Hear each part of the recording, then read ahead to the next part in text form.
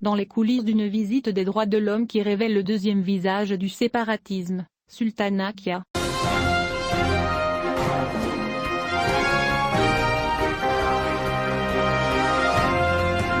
La délégation du Conseil national des droits de l'homme, qui s'est rendue dans la ville de Boujdour en visite pour découvrir la vérité sur les allégations de la séparatiste Sultana Kaya, que le Front Polisario a récemment utilisé comme prétexte pour attaquer le Maroc dans les coulisses de l'ONU Conseil de sécurité, n'est pas encore revenue à Rabat.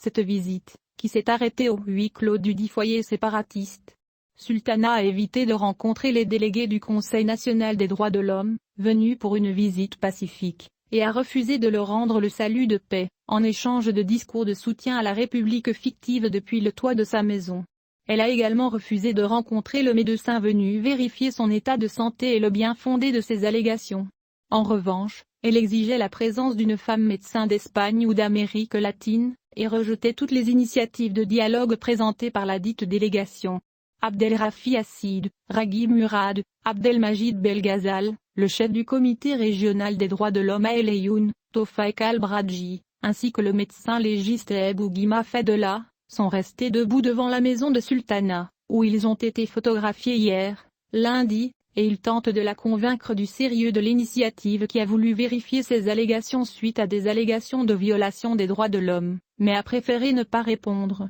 en échange d'un discours prononcé du haut des toits. En ce qui concerne les circonstances de la visite, une source informée a déclaré qu'elle s'est déroulée dans une atmosphère calme, et que le quartier dans lequel vit Sultana semble normal, à l'exception du cas susmentionné, qui continue de prétendre qu'il a été pris pour cible par les forces de sécurité, qui n'étaient pas sur place. Pour sa part, une source des droits de l'homme, qui a préféré ne pas être identifiée, a confirmé que le cas de Sultana pose plusieurs problèmes quant à la véracité de ses allégations, car elle a refusé de répondre au Comité national des droits de l'homme, et a refusé de répondre aux convocations judiciaires après transmettant ses allégations au procureur du roi à El Ayoun. Il a déclaré, elle dit qu'elle est assiégée, et en fait son comportement pose un grand défi aux hommes de la sécurité, qui exigent en même temps de la protéger, face aux citoyens qui n'acceptent pas la provocation de leurs sentiments par elle tous les jours avec des termes obscènes, selon les mots de la source susmentionnée. Le porte-parole a ajouté à Express, le but du comportement des personnes concernées est une tentative de montrer le quartier comme une zone de guerre, et cette affaire ne correspond pas aux données sur le terrain, car le véritable objectif est de gagner la sympathie de la communauté internationale.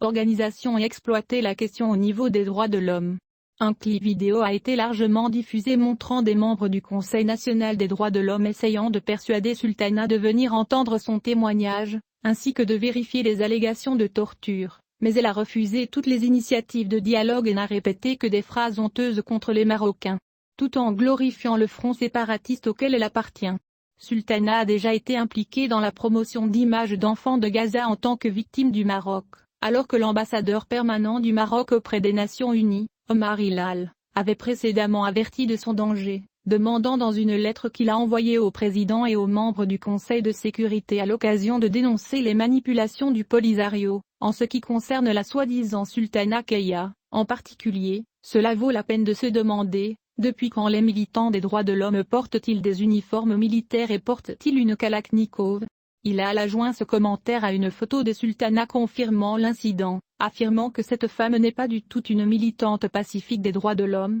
mais plutôt une militante au sein du groupe séparatiste armé, le Polisario, et a participé à plusieurs cours et formations militaires dans les camps de Tindouf en Algérie, et a appelé et continue d'inciter à la violence armée contre les civils. Dans le Sahara marocain, a déclaré Hilal dans la lettre datant de novembre dernier.